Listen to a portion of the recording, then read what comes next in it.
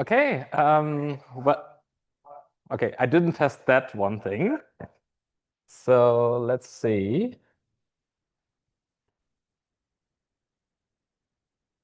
For the online people, we had some echo here in the lecture hall, but that should disappear now. We can do a quick tech check for the online community. If you can hear me loud and clear, just write in the chat. Welcome to Data Science for Energy System Modeling, lecture number 2. Today we're going to talk about time series analyses. And as last time, just a quick disclaimer, and you might have heard that this course is recorded. There are participants on Zoom online, and we'll publish the recordings later. The same rules apply as the previous lecture about kind of preserving your privacy. Just keep in mind the camera is pointed at me, but if you pass in the front, you might be visible on the recording. So if you don't want that, then take another route. Um, and as always, just if you have any questions, feel free to just raise your hand and interrupt me, or post on the chat. And we're also later going to have a Mentimeter like last time to interact a little bit. So just to recap what we looked at last time. So last time we went through a bunch of different platforms, websites that allow you to explore some energy systems data. And today we'll take the first step to look into one of these segments more closely. So you might remember this renewables Ninja platform from last time, where you can download time series for wind and solar production potentials anywhere in the world for different setups, different hub heights of wind turbines, different types of turbines. So that's one example of time series where you have kind of hourly profiles, some regional component, but kind of somewhat repeating patterns every year. And then one example I don't think I showed last time is also a form of time series. For example, if you look at the cost digressions of solar PV panels or batteries, you might have seen this plot somehow before. It's also a time series. It has a different resolution instead of kind of this typical hourly resolved time series. Here we have a time series that has more kind of annual values. And also, it has a clear trend. It is not kind of stationary, as we say, but kind of progressing to some direction. Just note that these are shown on a logarithmic scale.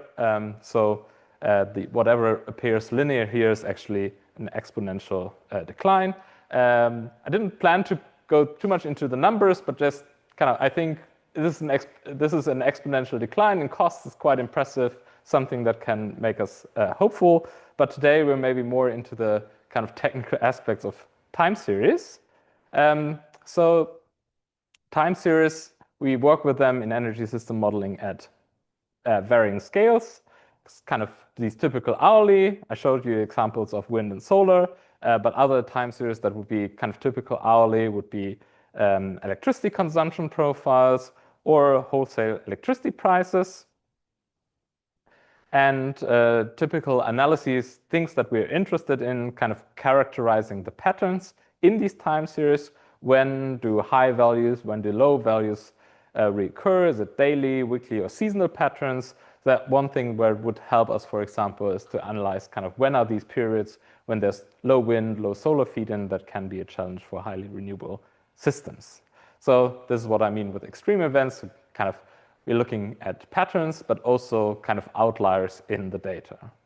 And then for these other set of time series that are non-stationary, like declining costs of renewables and batteries, these could be these technology cost reductions, but it could also be how much capacity was added of a certain type of a power plant in a certain year or over the years. So how did the, I don't know, coal capacities decline in a certain country? How did the nuclear capacities increase over time in a certain country?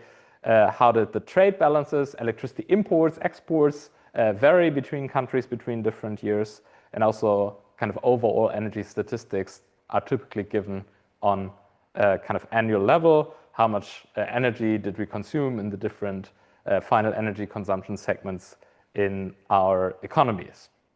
And typical analyses here would be kind of looking at trends, growth rates, or even decadal variations. So the kind of cycles that kind of, a bit like in economics, like the cycles of economic boom, and then kind of periods where that is not the case.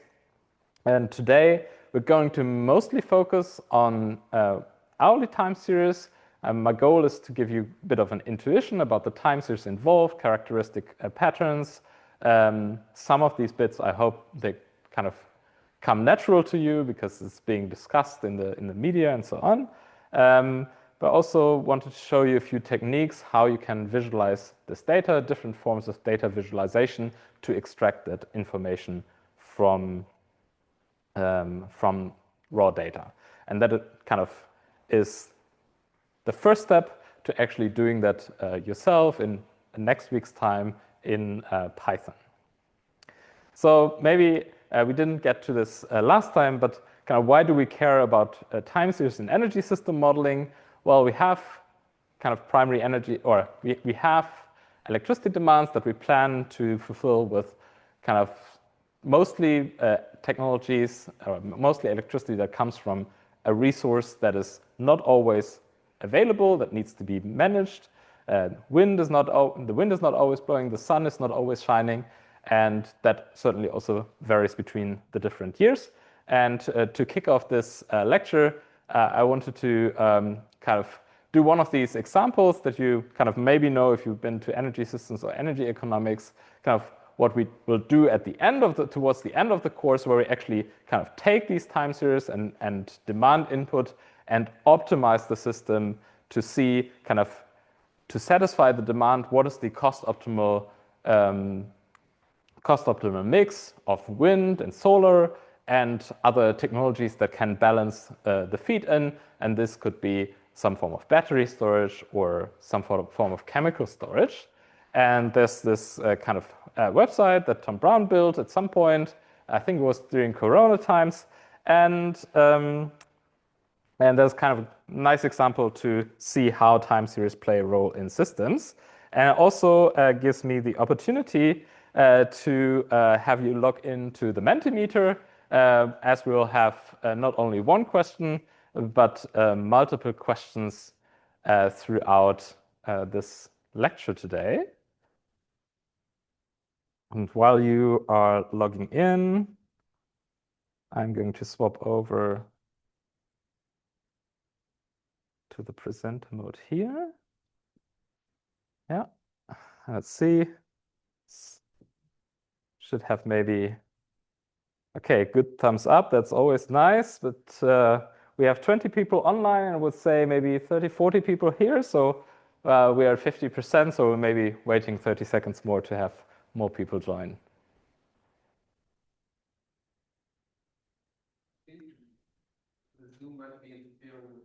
Okay. Yes. So that's one technical issue I couldn't resolve, how to get rid of this box, because it's somewhat linked through this kind of to the equipment.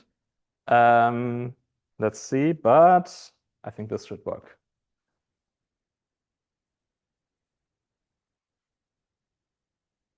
Okay, I think we can anyway go ahead now. If that's not the case, anyway, let's go ahead. So simple question to start with: what country should we pick? That shouldn't take too long, and it's hopefully challenging my geography skills. What are you interested in?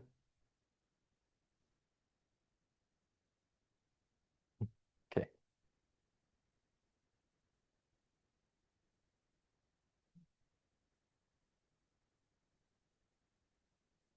Okay, that will not challenge my geography skills.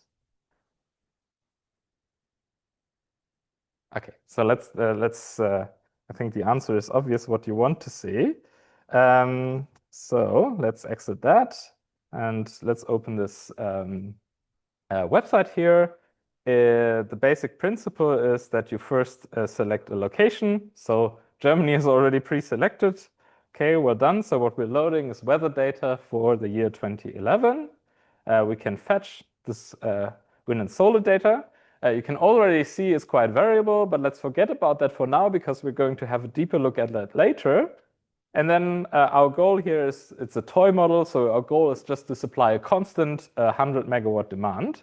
And we need to kind of manage a fully renewable system that only has wind turbines, PV panels, battery storage, and hydrogen storage to kind of align the supply with this constant demand. And lucky for us, this setting is already pre-computed, so we don't have to wait. But if you want to play with your own settings, that will take, I don't think it's 15 seconds anymore, but maybe a minute or so. Okay, so what do we get out of that? So what happens in the background is that we have kind of formulated an optimization model that must satisfy the demand with this limited set of degrees of freedoms: how much wind, how much solar, how much battery, how much hydrogen storage, and must meet this criteria at the lowest cost possible. There are a couple of other constraints involved, but that's maybe it for now. And the results that we get out of that, the information that we get from this optimization model, is kind of how much wind do we build, how much solar do we build. So here, as a result, we kind of have an excess in capacity in solar, but in the cost, it's kind of pretty even between wind and solar. These are the major cost components for the cost of electricity, which in total is 71 euros per megawatt hour. And the major contributing factors are the wind and solar, but then also I think gray is the batteries, and then some amount for this kind of long duration storage. And this cost component is maybe, let's say, 20%, but the capacities for that is relatively small. That's because kind of the cost of this long duration energy storage tends to be a bit higher. We're going to come back to this several times throughout the course, because one nice thing that we can do here is that we can actually see how the system manages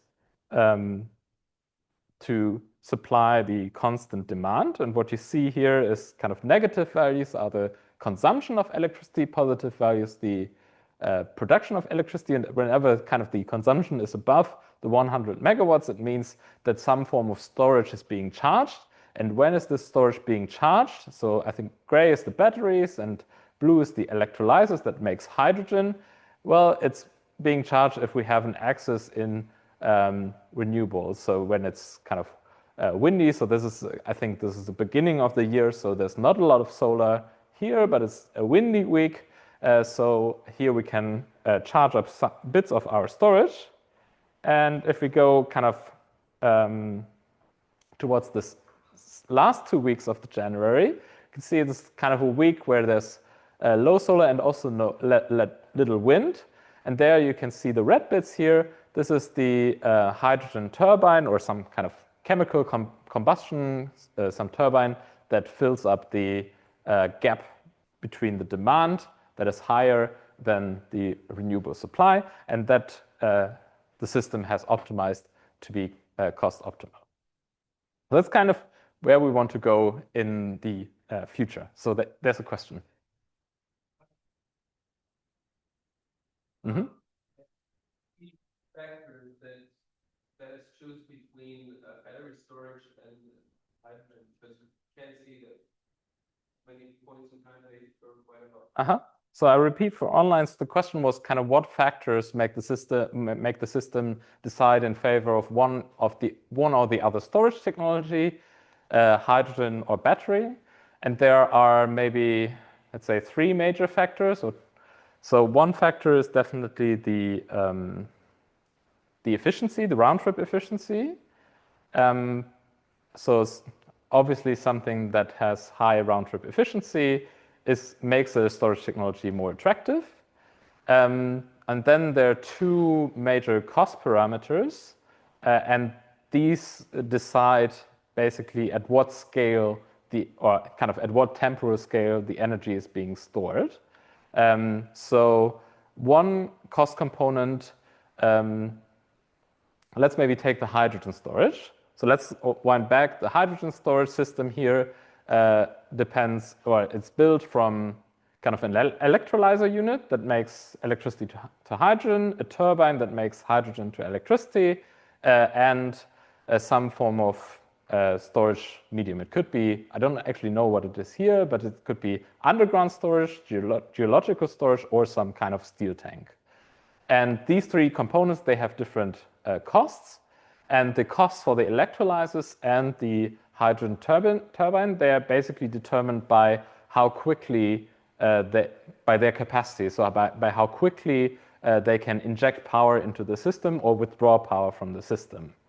So that's a euro per megawatt or euro per megawatt investment cost.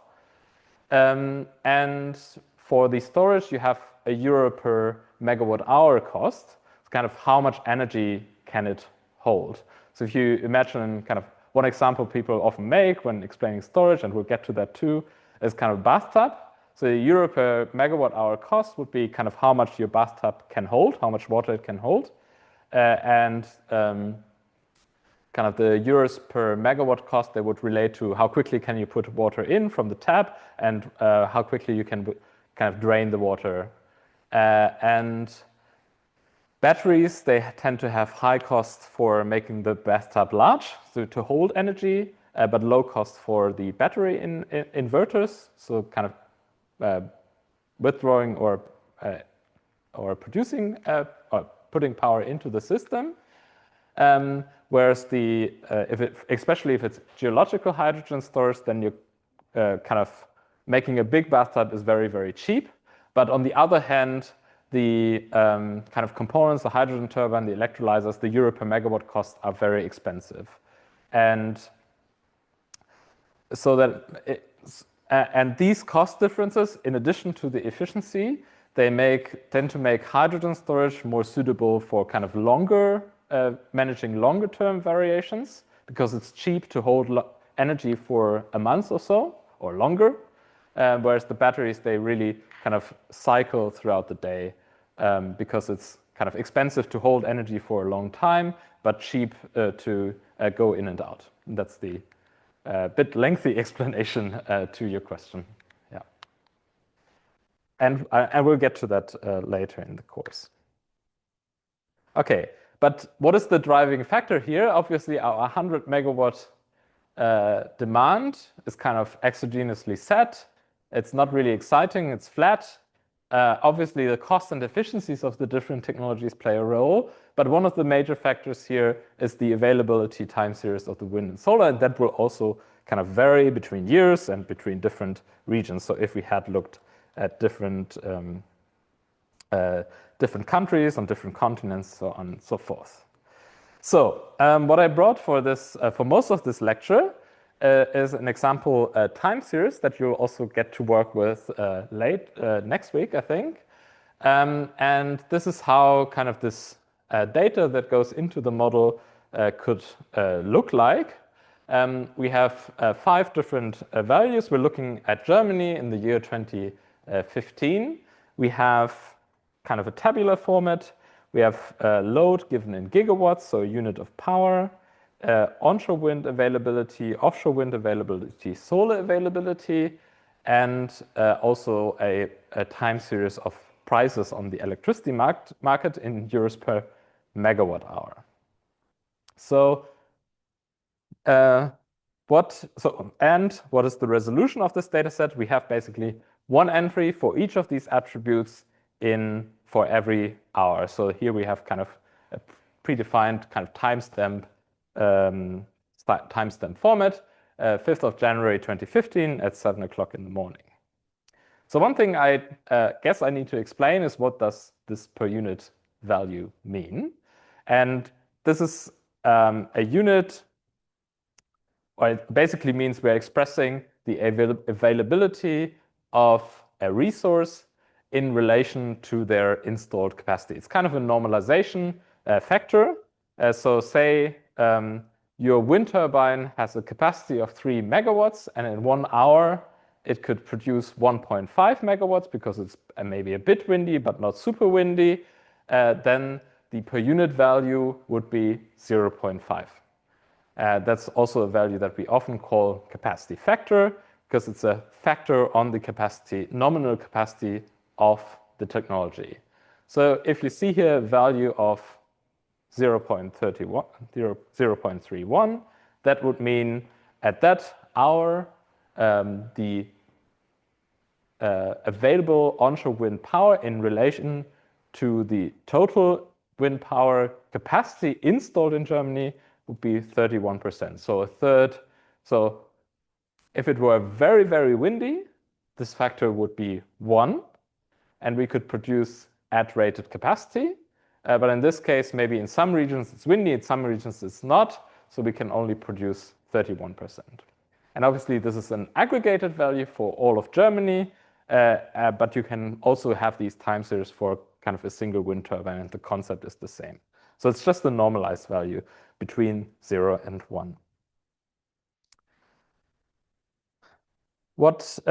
So what do we do when we get a data set like this?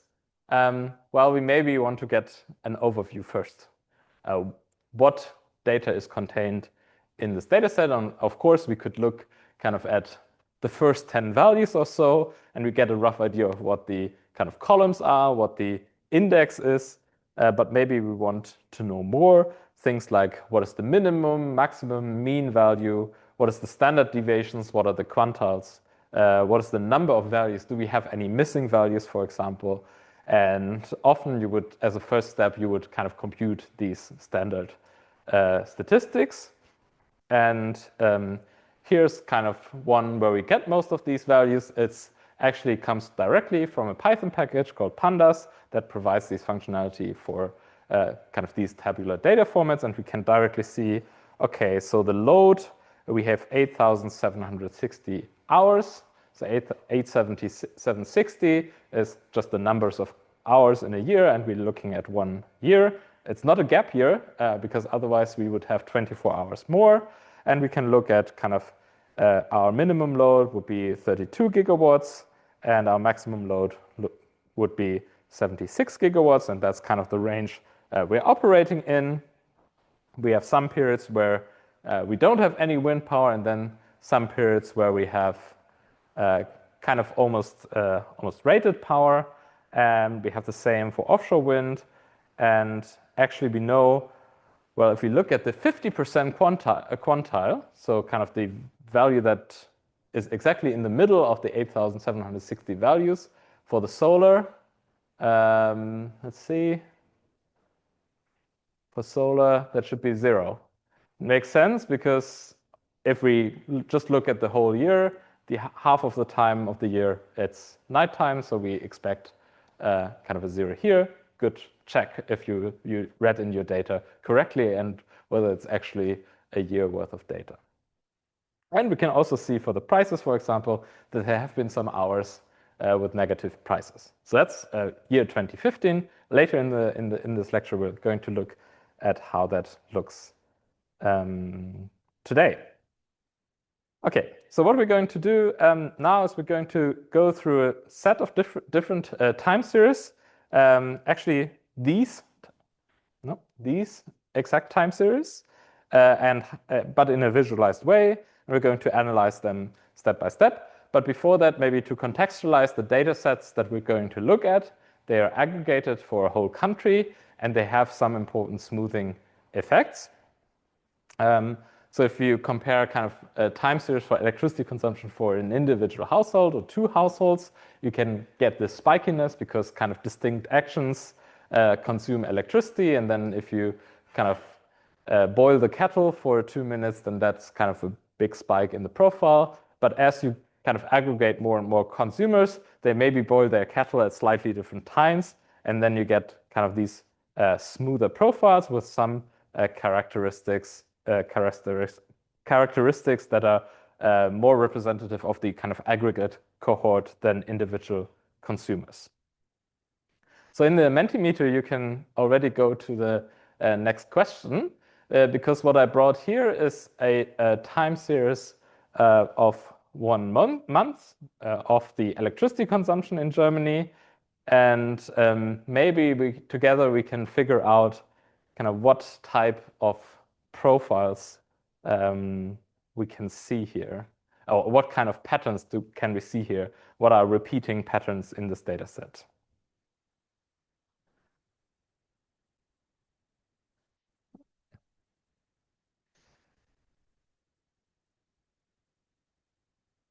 See if I can do that side by side.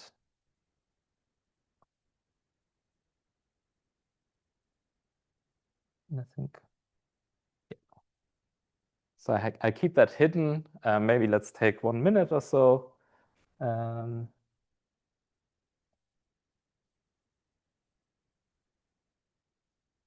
Keep that hidden to see kind of what all your thoughts are without being influenced by the answers already given.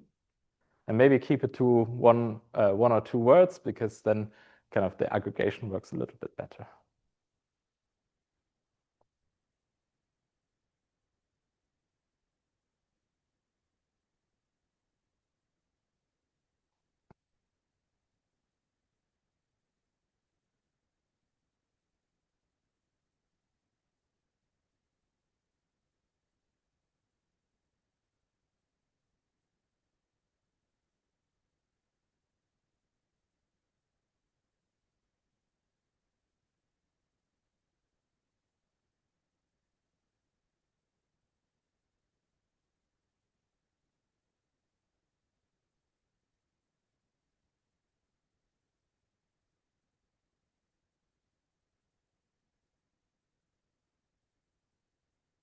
Okay, so people have said we can see day and night patterns. Okay, so let's see whether that's correct. Can I stop? Let's turn off responses. Sorry for everyone still submitting. Just keeps it organized. Okay, so people say day and night. Where do we see day and night? Well, we see lower electricity. So one thing that we can already establish, well, we have a time series kind of label given, and kind of these blobs here goes one and up. This is a day, so we have lower consumptions throughout the night compared to the daytime. We can see these pairs of 2 days, which if we look up the exact dates of this year, then these are Saturdays and Sundays. So these are the weekends. Morning and evening is also a good one. We can actually see 2 spikes for each of these days, and slightly lower consumption throughout the daytime. So that's kind of morning and evening peaks when, I don't know, people get ready. And yeah, so the weekly patterns, that is much related to kind of weekdays, weekends. Daily patterns we also had. And then peak demand. Well, I would say maybe it's a bit too early to look at peak demand, because we're only looking at a month. But we can also look at a day. And let's just look at the single answers. Okay, so there's a base demand. So yeah, again, this is just 1 month, but in a moment we're going to look at the full year. But we can also see from this time series that the demand never goes kind of below a certain level. Okay, all right. So let's go back to, no, that's not what I want. To the full screen mode. So in summary, we can see daily, weekly, seasonal we can't see yet. But if we go now to this yearly pattern here, then kind of previously we looked at kind of this segment here for 1 month. And then we can see a few more things. We can see, for example, let's just do this on this laptop. We can see the Christmas period, winter break. We can see also see Easter. So we can see major holidays. You can see also Chinese New Year if you look at Chinese electricity consumption, which is actually much more pronounced than the Christmas break. And you can see also that there's maybe if you look closely, that there's a slight seasonal component, right? So kind of the whole data set has a bit higher demand throughout the winter months. And maybe because it's, I don't know, darker and people use more light, but actually the most kind of that's maybe not a lot of energy consumption. Maybe some people also heat with electricity. Maybe I don't know how it was in 2015, but for example, as more and more people use heat pumps for their electricity, for their heating, kind of this seasonal variation will also grow because the heat pump would mostly supply the space heating during the winter months. So actually, if you look at France, for example, the similar profile for France, you already see that this much more pronounced because there's a lot more electric heating in France. So kind of two additional patterns that we couldn't see from the months is kind of the seasonal pattern and then the holidays that are kind of more distinct events. Yes.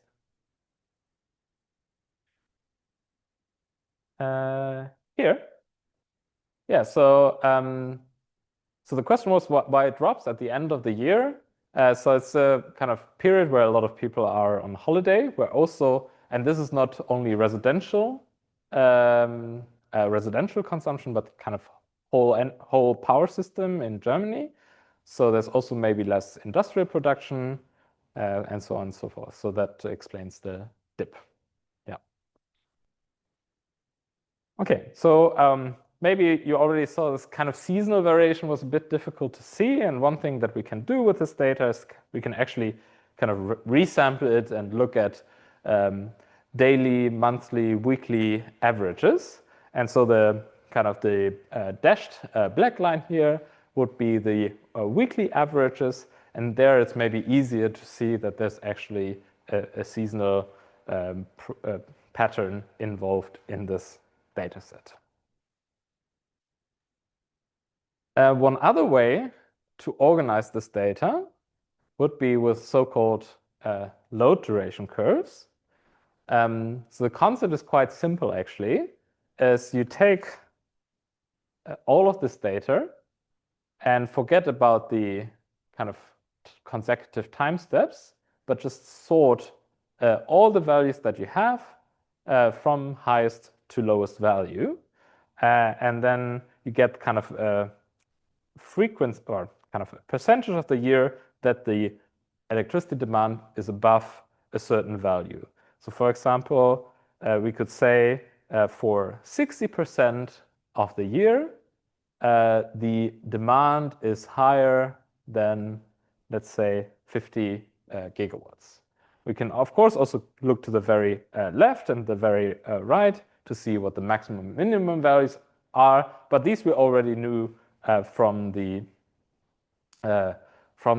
statistics. Actually, this 60% value we also knew. We would have just had to look at the 60% quantile.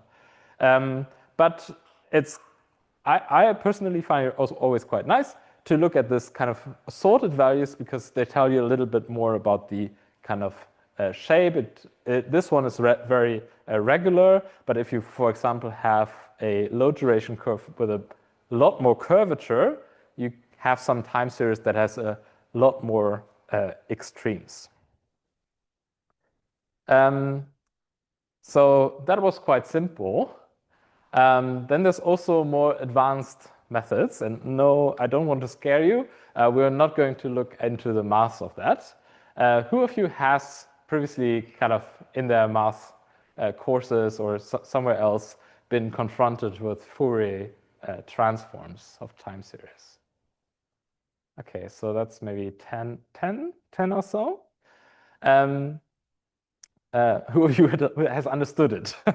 So no, I mean, this is a bad question to ask, but I wanted to give you kind of an intuition about how we can use this Fourier transform to find out more about the periodicity of these patterns. And I find this graphic quite illustrative. So the main concept of the Fourier analysis is that you have some time series that is here in red.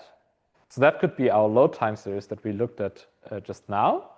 And the main idea is that to decompose this periodic signal into kind of sine or cosine, sine or cosine waves of different amplitudes and frequencies.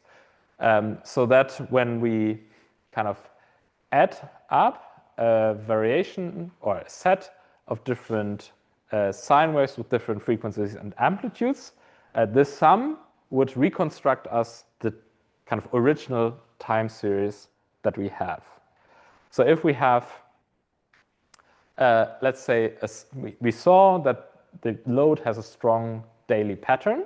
So one principal component of this Fourier spectrum would be a sine wave with a daily frequency and a relatively high amplitude because it's relatively important in the time series that we are analyzing. So that could be kind of somewhere here maybe.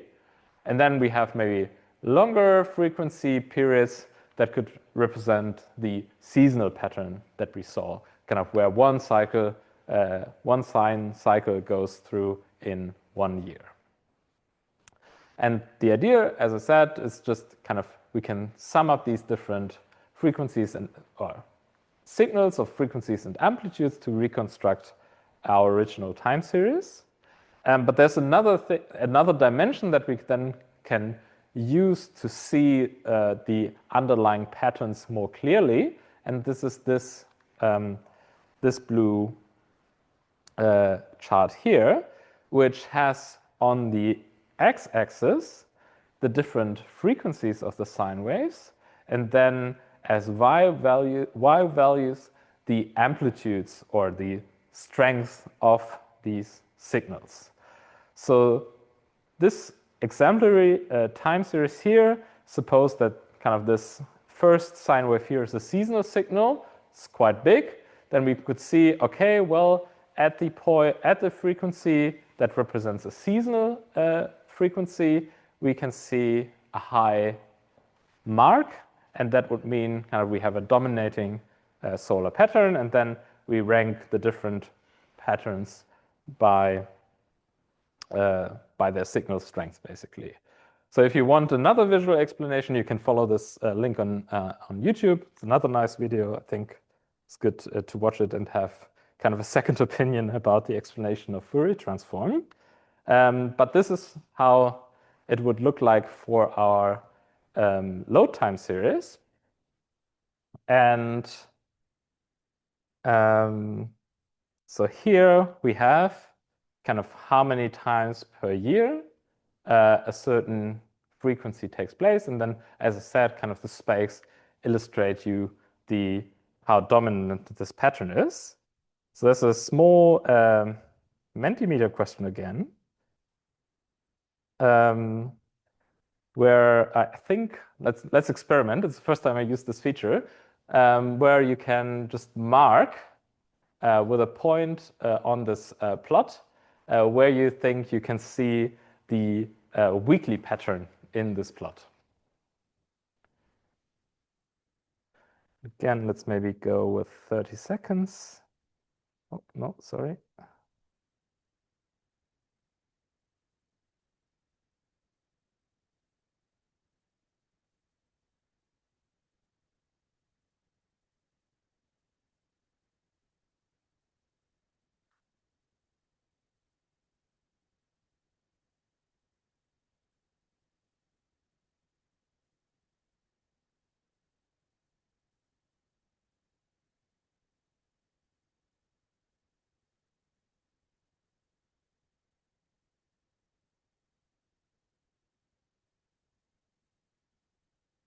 Okay, so let's see. Okay, so we set weekly patterns. So if most people here and some people here, so most people are correct, but let's give this another try. Oh, no, sorry. Actually, I don't have another try. So most people are correct. Why is it correct? Well, we have how many weeks per year do we have? We have 52, more or less 52 weeks per year. So that would be kind of the frequency we're looking for in a weekly pattern. So here, 52, or roughly 50, be one relatively strong pattern. This pattern here is at 365. It would represent a daily pattern. We have 365 days a year. And this is kind of also much stronger than the weekly pattern. We also have this kind of here at 100. So 100 would be kind of twice a week pattern. And that helps with the kind of weekend profiles as well. So that's the main responsible factors for this frequency is the weekends. Others frequencies we can see kind of twice a day pattern here at 2 times 365, so 730. And then we can also see kind of some more long-term patterns, which are, however, less distinct.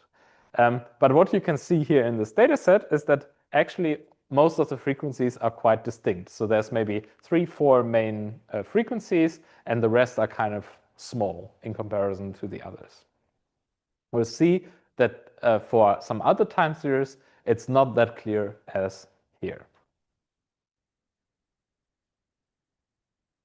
So yeah, so as I thought, so there's actually another question here, but this time I don't want to show you the data before you try to answer this question. So what patterns would you expect for solar production? What do you expect to see in this data?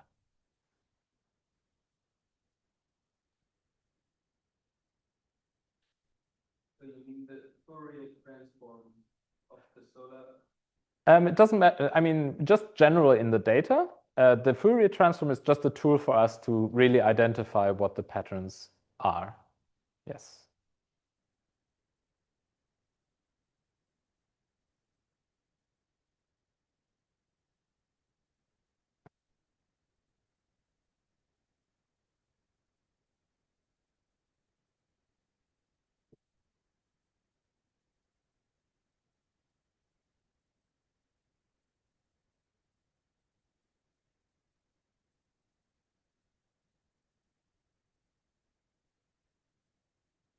Okay, so let's start slowly looking at the data.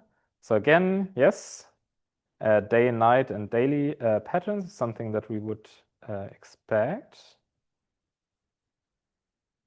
Oh, I thought it was quite nice that I could remove things, but maybe turn off responses then. Here.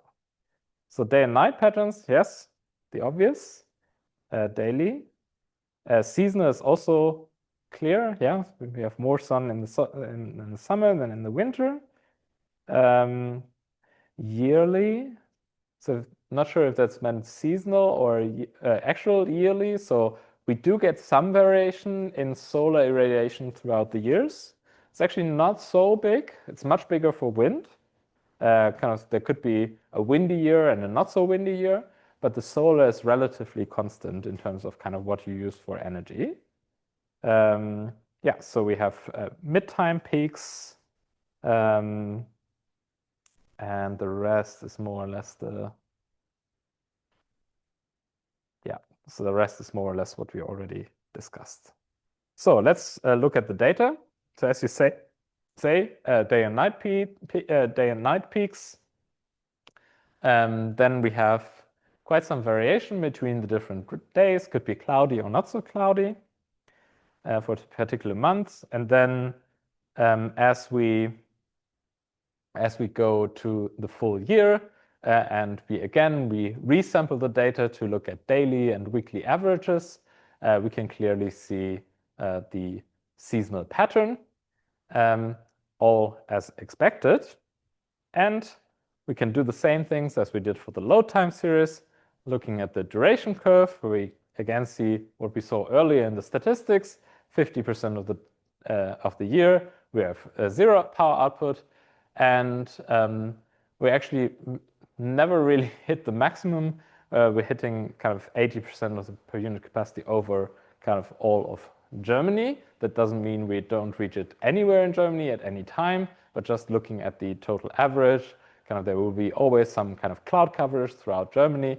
So kind of this is why it happens that you don't necessarily go to 1 in any given year.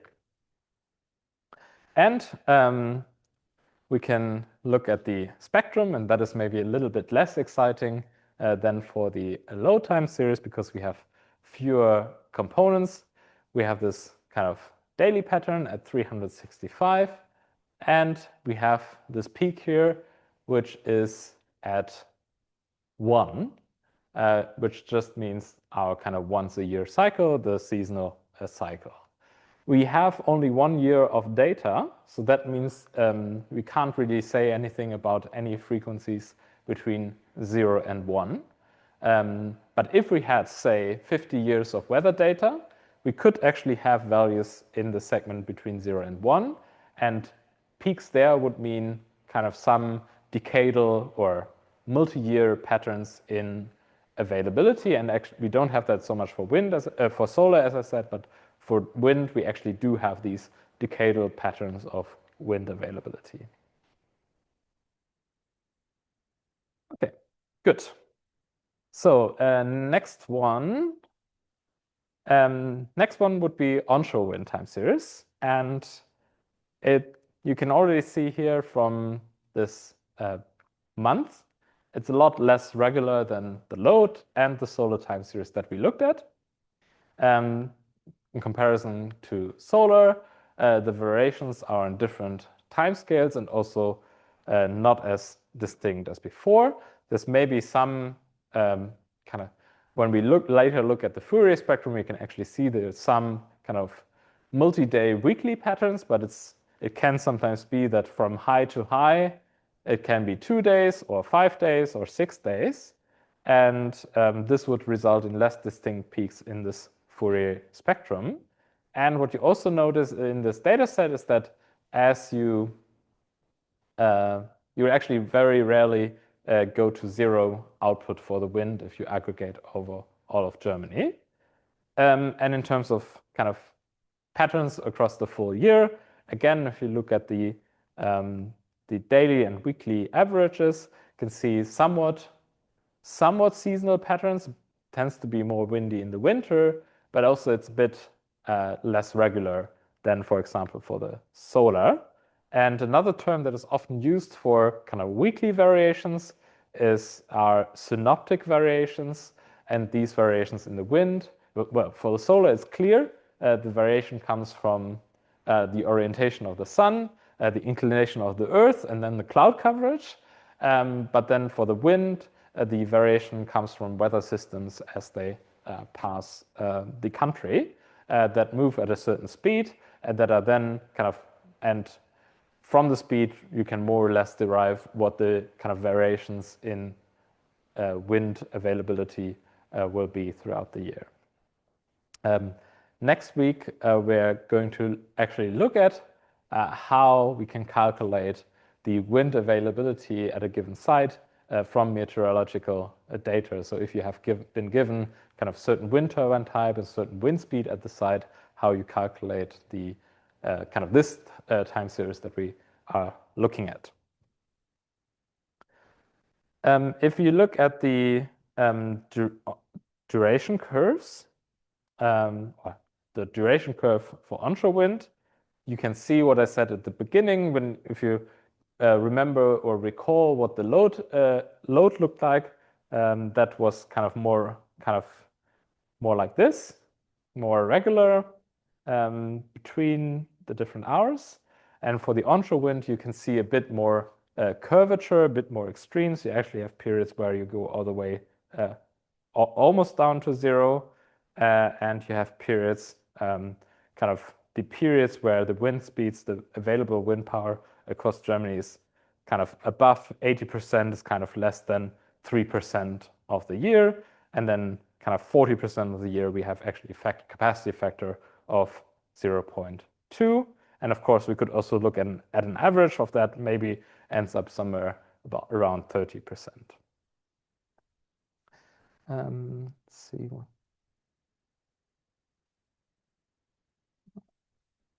Okay, good.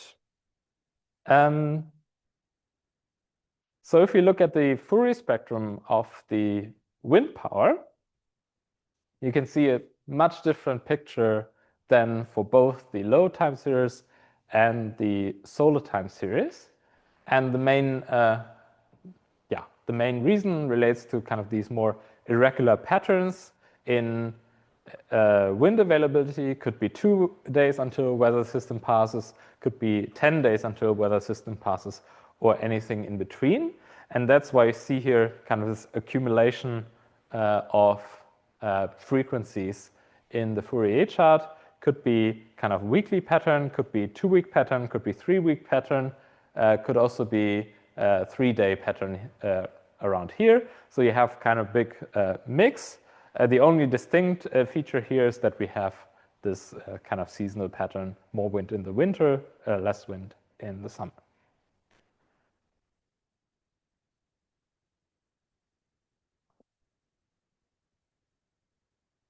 Okay, so let's do one more. I think that's the last conceptual new plot, but I'm sure you've seen this kind of histogram plot before, just applied to our time series data. Histogram would kind of build boxes of different capacity factors. So maybe from 0 to 0.00, let's say again, from 0.0 to 0.01, so kind of 1% capacity factor and so on and so forth, and then count how often in how many hours of the year have this capacity factor. And you can see what you can also see from this duration chart, that you have this kind of long tail of rare but high wind speeds, and then more frequent low wind speeds throughout the year. So that's another way to look at distribution. You can find also continuous versions of that, like kernel density plots, for example. But it's just another way of rearranging the data. If we compare our onshore time series to offshore time series, more or less looks similar. I mean, you may have heard kind of wind speeds tend to be higher on offshore, so that can make it economically attractive, even though building a wind turbine off the coast is more expensive to build it there rather than onshore, because the wind speeds are maybe higher and also steadier, and that also translates to higher and steadier capacity factors, which you cannot really see from a month of data. But if you apply this duration curve, you can again see kind of this lower curvature of the duration curve, which indicates kind of this kind of steadiness and also kind of higher averages here throughout the year. Okay, so far so good. So let's do one more type of time series that relates to the price time series. And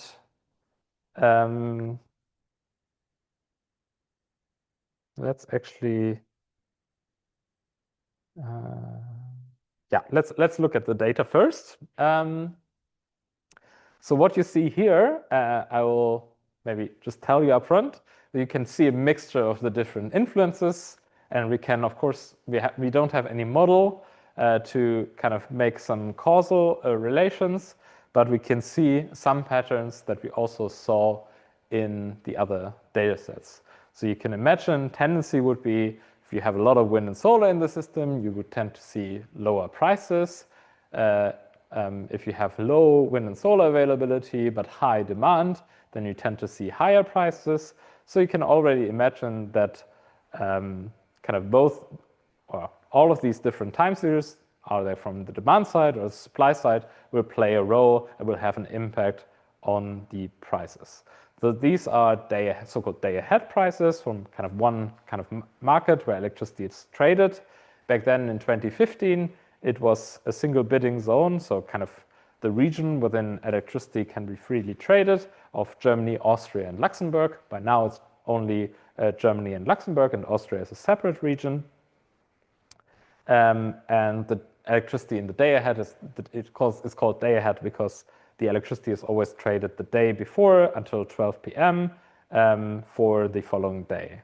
So you can see here already kind of some daily patterns. You can see kind of higher prices by tendency in the morning and evening hours, lower prices throughout the daytime. And actually, let me take a small detour that I didn't plan, but this is always worth a visit. So this open energy tracker done by colleagues at DIW has also data on energy prices. And it has this nice animation of the distribution of electricity prices throughout the day for the different days. So this kind of builds an average. So kind of it takes all 6 a.m. hours in the year and builds the average. And then every different color here represents a different year, and the red color is the most recent year, where you can see also a distinct trend in the patterns of the prices.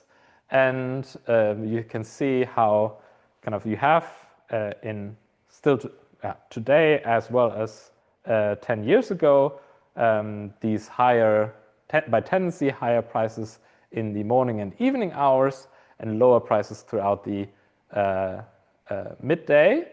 But these price differences have intensified in the past decade, mainly driven by more and more solar in the system, which kind of depresses the prices throughout the midday hours when it's most abundant. So that's maybe something we'll come back to later in the course. But I just thought it would be kind of a nice combination of time series and patterns combined with trends, non-stationary time series that I mentioned at the beginning. Okay, so if we kind of expand now to a typical year, or not a typical year, but to the whole year, it looks a bit erratic. But one thing that we can see again is that they actually in 2015 there have been hours with negative prices, and that is also a trend on this website that's shown on this website, that the amount of hours with negative prices has increased in the past decade. So what you see in this visualization is kind of, you can see how throughout the year, it just counts the cumulative numbers of hours in which the price in the German market zone has been negative. And 2025 is not over yet, but we've also already reached records in the number of hours with negative prices. So we are at 562 hours this year.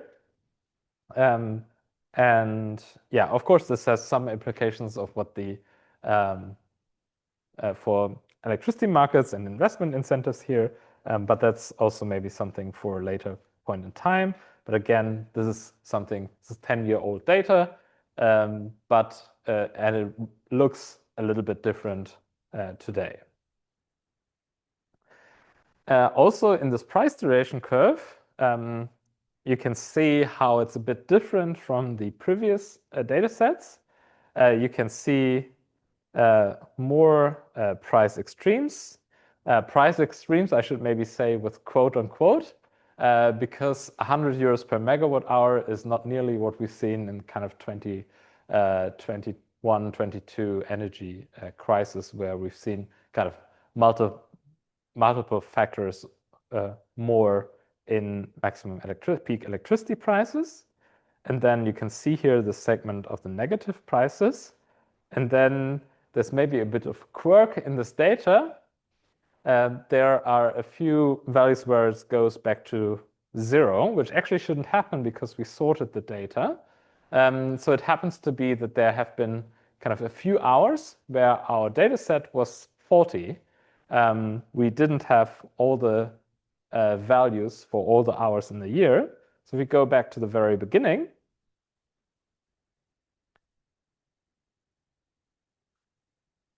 where we looked at the statistics, actually here the value deviates. So we only have 8,663 values, not the 8,760. And that is just missing values in the data. Yeah, so that's something that this is a kind of mild error in the data set. You will work with much more severe instances of where the data set is not kind of super clear. It's maybe kind of it's maybe not it's maybe missing here and there. Yeah.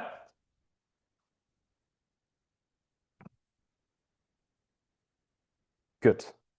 So let's test whether you understood all that, and then maybe soon take a break. So this question is also a new mode in Menti. So it's a ranking question where you see the Fourier spectrum of the price time series. And the idea here is to rank the patterns by dominance, so by how high the peaks are. So let's see how well that works. I'll give you, again, maybe 30 seconds should be enough for that.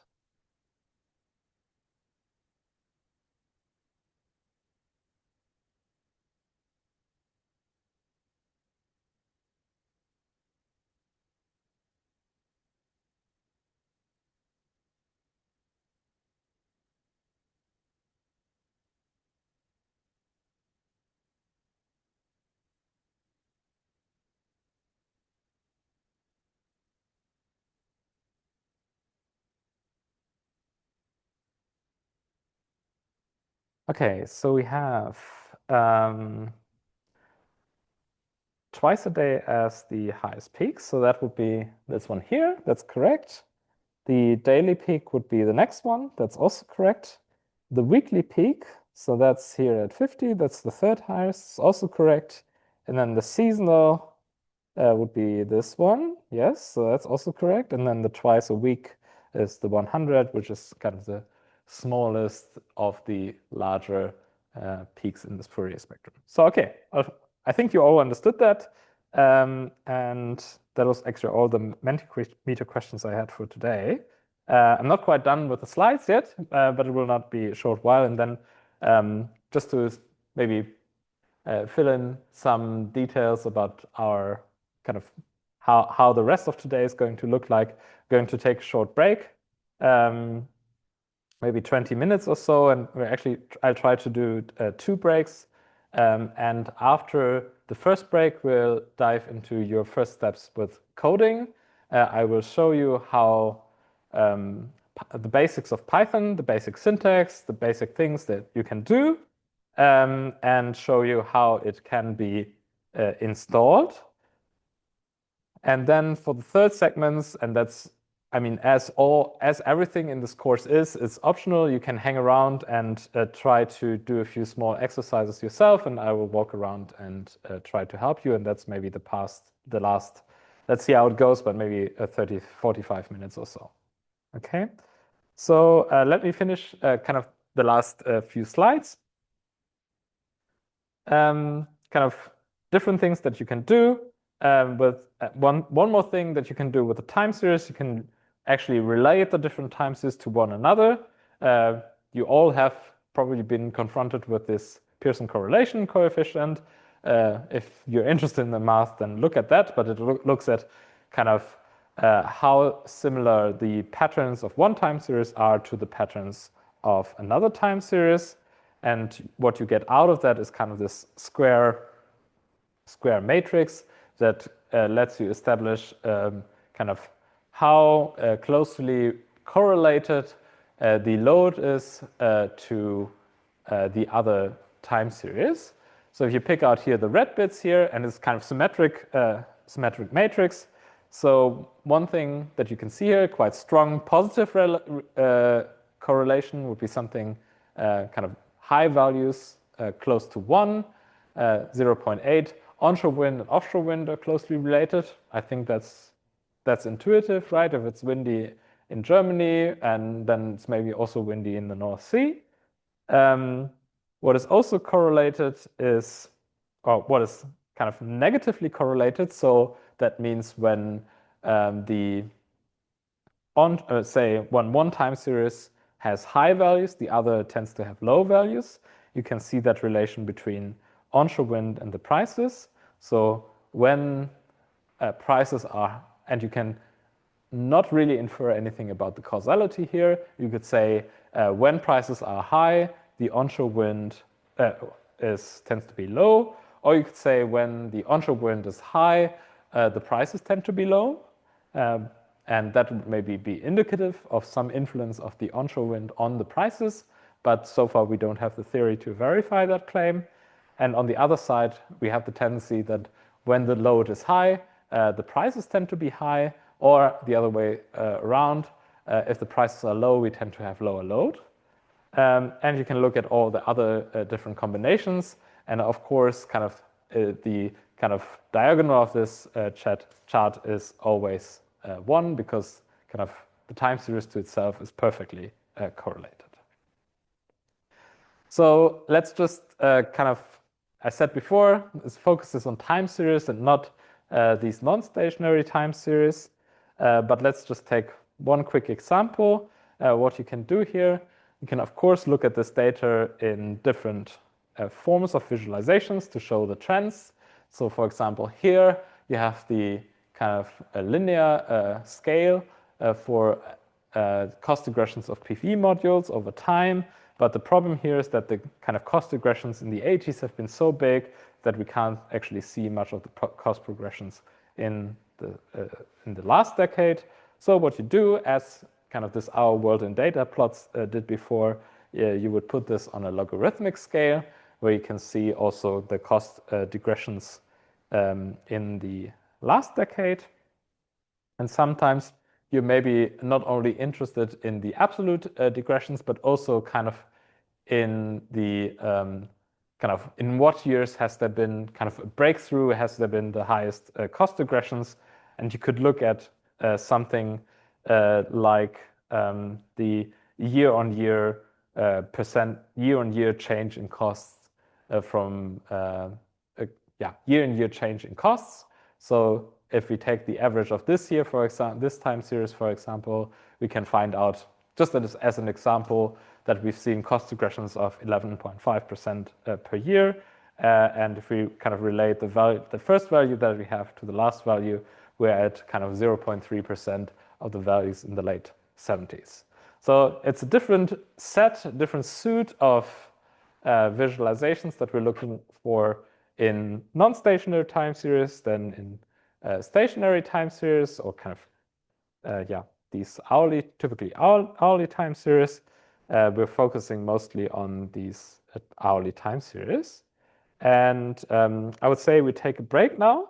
I would say we take a 20-minute break and then reconvene at 5:45.